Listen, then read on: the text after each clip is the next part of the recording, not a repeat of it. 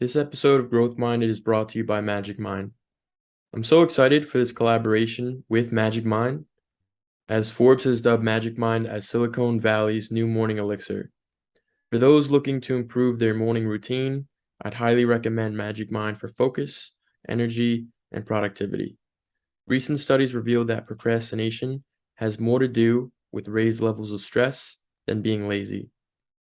Most people think coffee helps them with procrastination, when instead, coffee raises your cortisol levels, causing anxiety and stress, which in return brings more desire to procrastinate.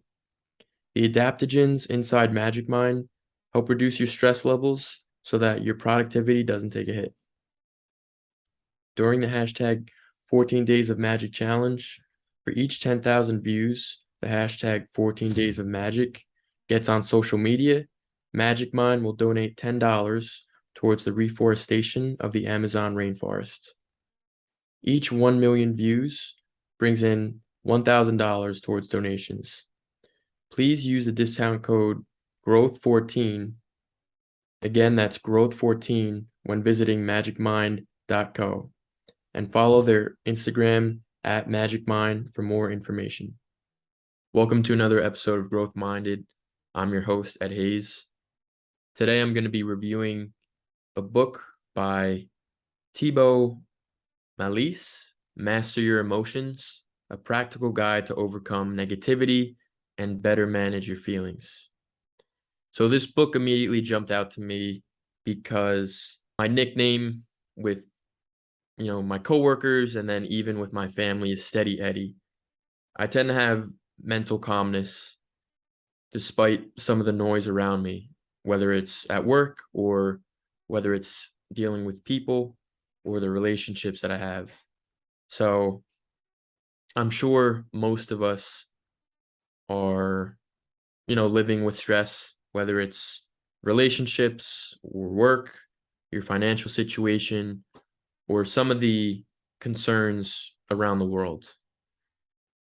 We live in a stressful world, so I wanted to learn how to better master my emotions so I'm not living in a constant state of anxiety and fear, but rather coming from a place where I'm peaceful, where I am, wanting to learn more, where I'm curious and where I want to grow. More like of an intrinsic motivation for the things that I do rather than like a reactive approach to maybe some of the noise or the stresses that may come up in my day-to-day life. So this book, Master Your Emotions, immediately grabbed my attention. And emotions determine the quality of our lives, and they affect every aspect of it. So the inability to master them can prevent us from fulfilling our potential. And how we react to things is one of the last human freedoms. There's a quote by Ralph Waldo Emerson: "You become what you think about all day long." So we each have the choice to use our minds to make our lives heaven on earth or living hell. So a little bit of background about our minds. In the quest for survival, like our ancestors may have faced death hundreds or thousands of times. Like the brain is hardwired for survival. However, these days, it's less about physical survival because we're all pretty much at a better place than we were thousands of years ago. However, our brain makeup has remained pretty much the same, even though our economic situation has improved drastically for the majority of the world. So we must actively take control of our emotions, because looking for the next threat and looking for, or like feeling anxious, is the brain's natural state. So on today's episode, I want to touch on some of the coolest concepts that I found from Master Your Emotions. The first one being the negativity bias, and how our brain is basically hardwired to look for the negative or the bad on a day-to-day. I want to speak on some of the misconceptions about emotions and how to change the feelings that we have after strong emotions come up.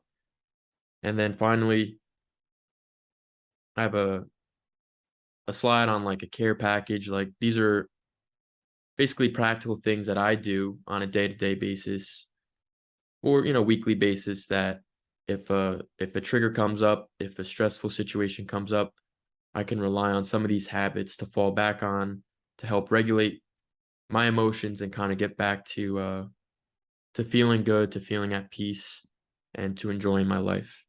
And then I'll wrap things up with some of my favorite quotes from the book.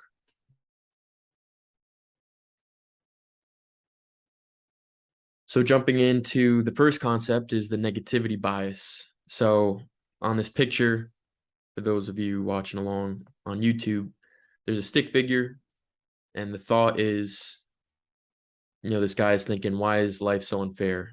He's looking at this one little bad thing that's happening to him in life. And behind him, what he's failing to realize are these, dozens or hundreds of great things or good things that are happening to him in life.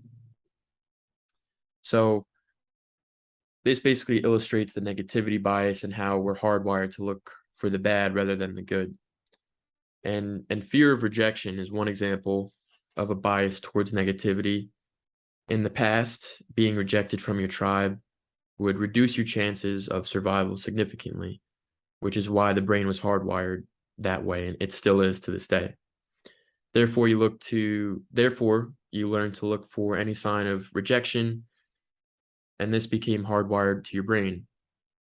Nowadays, we tend to look out for the negatives in our lives, and we may underestimate the good and the positives that we have. But we have to remember that now most of our fears are a threat only to our ego, not to our survival. Generally, these aren't physical threats, but imaginary ones. So if we can master our emotions, if we could keep our ego in check, master our thoughts, we have a good chance at living a happy life. And more on that in the next slide. I'm going to speak on like how you can help master your emotions. So it was often believed that actions follow emotions. Like you have a thought, I want to do more yoga, for example, I want to get more exercise. Then you would have a feeling, you know what, I want to do yoga right now, I want to work out right now. And then your behavior would be, all right, I'm doing yoga. And this is how I often thought behavior worked. However, the reverse is actually true. So the key way that we can control our happiness is by controlling our behavior. If we accept that emotions are transient, we let them pass without strongly identifying with them, we can control our behavior, and then we can control our emotions. So feelings follow behavior, and that's the key to unlocking new habits. If a bad thought comes your way, that's your cue, that's your trigger to change your behavior, which will change your feeling for the good or the bad. So my next slide is like practical ways that you can change your behavior after a bad thought comes into your mind. So this is the emotional care package, for example. One thing you could do is create like a playlist for yourself to put you in a certain mood. So if you do want to work out, if you do want to go to yoga or play basketball, but your thoughts aren't there, you're not really feeling it, one small step you can take is to listen to a playlist that's more like upbeat, that'll get you, feeling good. By listening to like music, it's been proven that it has effects on how it changes your mood, it influences your mood. Another step would be you have a poor thought or you want to exercise, get your shoes on and go for a run. Studies have shown like after you run or after you exercise, that's when the endorphins will come through, and that's when you'll get that runner's high, for example, or the highs you get when you do exercise. Other strategies that you can take to help master your emotions would be like getting a good night's sleep, trying to get 8 hours or more on a daily basis. I've read studies about journaling and practicing daily gratitude. It's a habit that I do when things get a little bit too much, when there's a little bit too much noise, a little bit too much stress. I'll write down things that I'm grateful for, and it helps keep you grounded. I think it has effect on your dopamine as well. It has an effect on like all the major systems of your body. So that could be another way to help influence and change your behavior. Even reading has a similar effect. So those are, some more behaviors that you can take as well. I have a picture of a coffee cup here too. Especially during COVID, it was easy to like go down the rabbit hole of anxiety and fear a little bit. So sometimes the best thing you can do is get up and get out and go somewhere else. I worked from coffee shops for a little bit during COVID, and I probably wasn't feeling it when I got in the car, but by the time I drove back from the coffee shop, maybe spending a few days there, or a few hours, I should say, I had a better feeling and a better outlook on life after you change your environment. So that's what that kind of stands for. If you change your environment, if you get outside, if you go for a walk, if you enjoy like nature around you, go to a park, that can help you regulate your emotions and have you feel better or so. And then finally, like meditation is another practice that you can use to distance yourself from your thoughts. This helps reduce the power and their impact that you have, because a lot of strong emotions come from interpretation, identification, and repetition. So meditation is a way to help, I guess, distance yourself again from those thoughts, not get so attached, and just kind of see them float through as if, I guess, a cloud or something, and not really get so attached on some of the stronger emotions that you may have. And then finally, here are some of my favorite quotes from the book. First quote would be, emotions signal you to do something about your current situation. Perhaps you need to let go of some people, quit your job, or remove a disempowering story that creates suffering in your life. Another quote, while you keep track of all your mistakes and awkward moments, nobody else does. People are simply too busy worrying about themselves. Here's a good one. No matter how mentally tough you are, you'll still experience sadness, grief, or depression in your life. Hopefully, not all at the same time and not continually. At times, you'll feel disappointed, betrayed, insecure, resentful, or ashamed. You'll doubt yourself and doubt your ability to be the person you want to be. But that's okay, because emotions come, but more importantly, they go.